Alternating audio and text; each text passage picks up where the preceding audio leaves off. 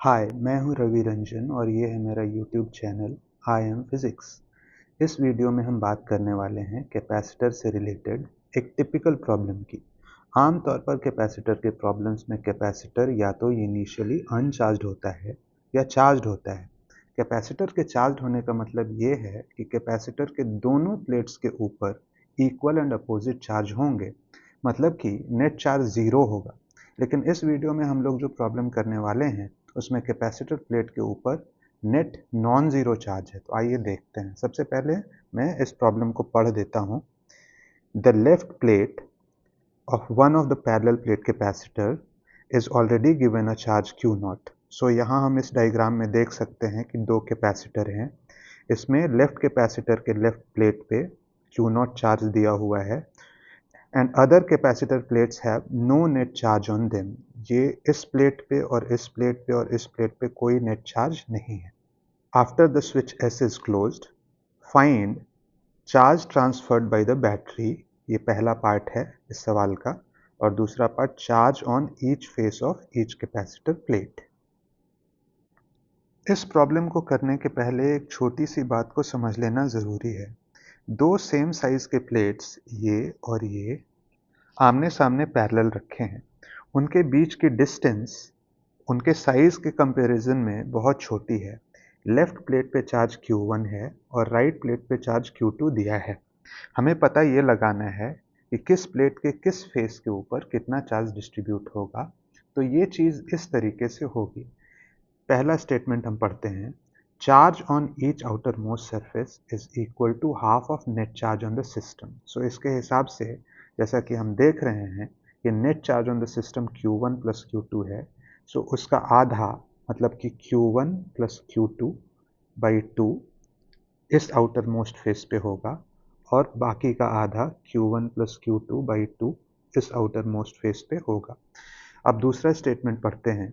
Charge on facing surfaces are equal and opposite, मतलब कि इस फेस पे और इस फेस पे जो कि एक दूसरे को फेस कर रहे हैं, इन पे चार्ज इक्वल एंड अपोजिट होगा।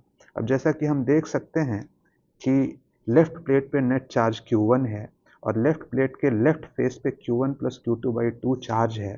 तो इसके राइट फेस पे बाकी का चार्ज मतलब कि Q1 minus Q1 plus Q2 by 2, ये हो जाएगा यहाँ Q1 माइनस Q2 बाई 2 हो जाएगा।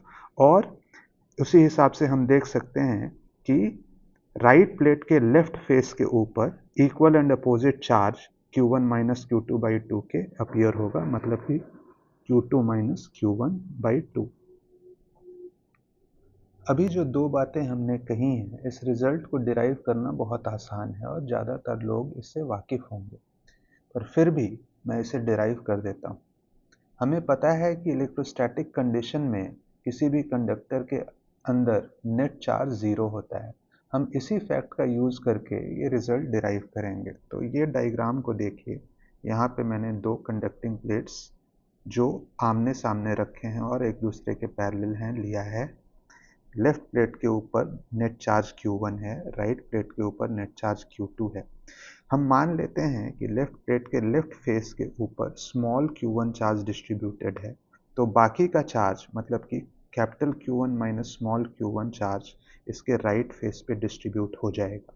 उसी तरीके से हम मान लेते हैं कि राइट प्लेट के राइट फेस के ऊपर Q2 चार्ज डिस्ट्रीब्यूटेड है, तो राइट प्लेट के लेफ्ट फेस के ऊपर बाकी का charge capital Q2 minus small Q2 distributed होगा।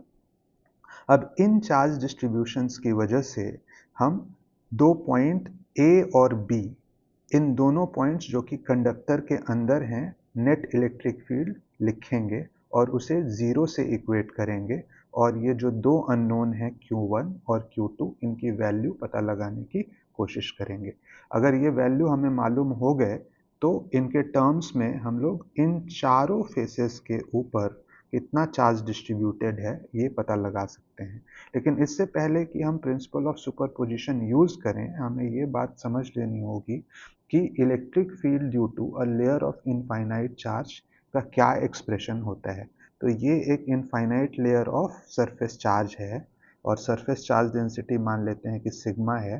तो ये एक बहुत ही नोन रिजल्ट है कि इलेक्ट्रिक फील्ड इसके दोनों तरफ sigma by 2 epsilon not sigma by 2 epsilon not होंगे और इनका डायरेक्शन इस चार्ज डिस्ट्रीब्यूशन के अवे होगा अगर ये चार्ज डिस्ट्रीब्यूशन पॉजिटिव है, और अगर ये चार्ज डिस्ट्रीब्यूशन नेगेटिव है so electric field towards the negative charge distribution होगा।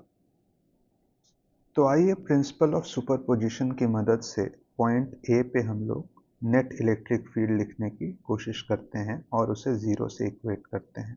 तो पॉइंट ए पे Q1 चार्ज की वजह से फील्ड राइट डायरेक्शन में होगा और Q1 by 2a epsilon not के बराबर होगा।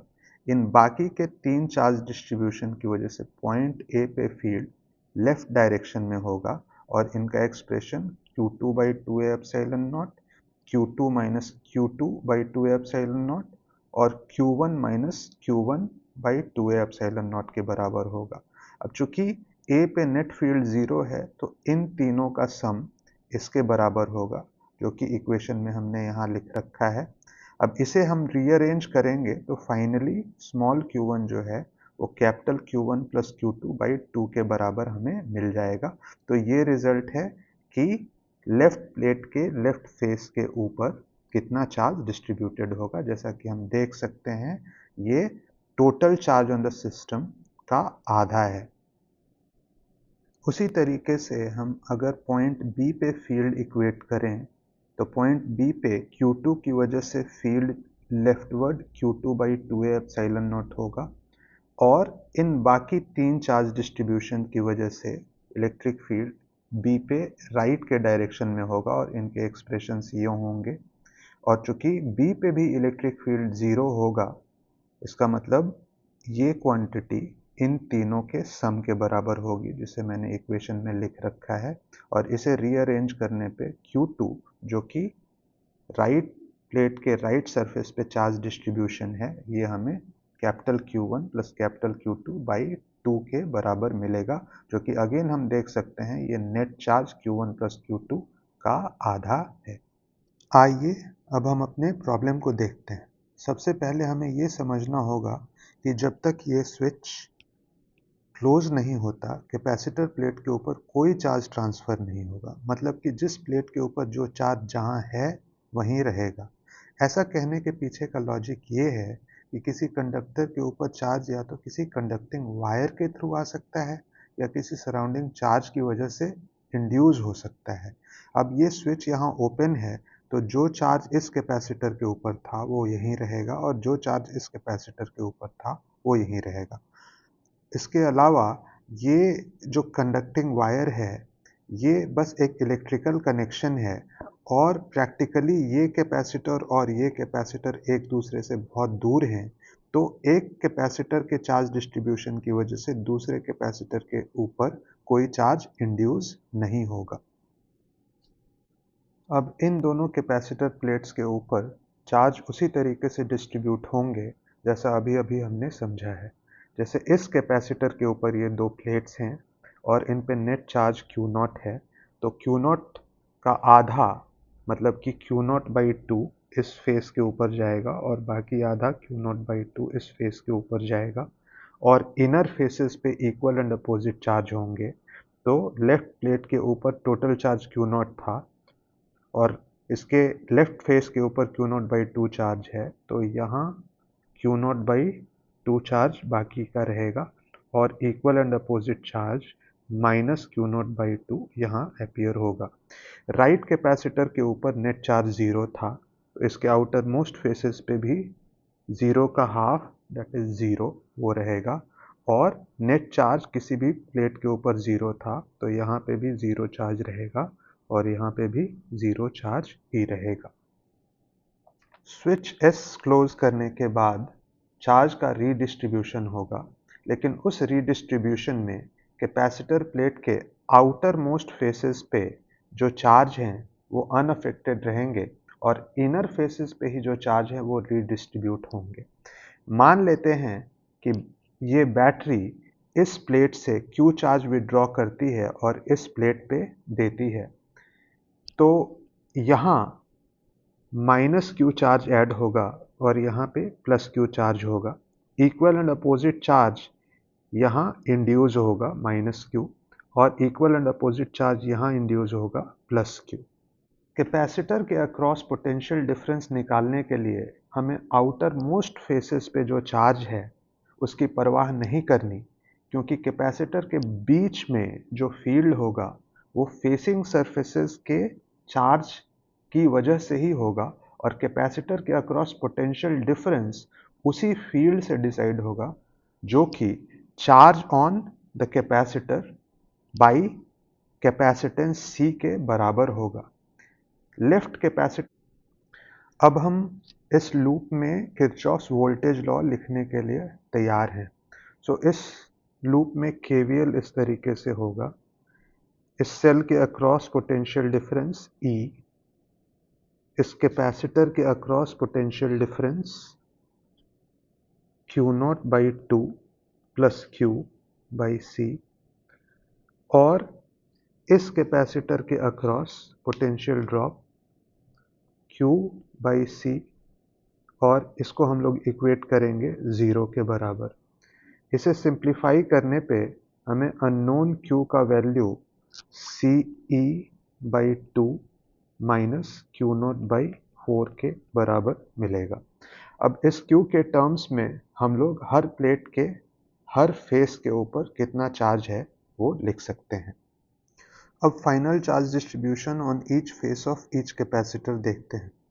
आउटर मोस्ट फेसेस के ऊपर तो चार्जेस उसी तरीके से रहेंगे, और अभी हमने charge transferred by the battery Q की वैल्यू मालूम कर ली है, जो कि CE/2 माइनस Q0/4 के बराबर थी।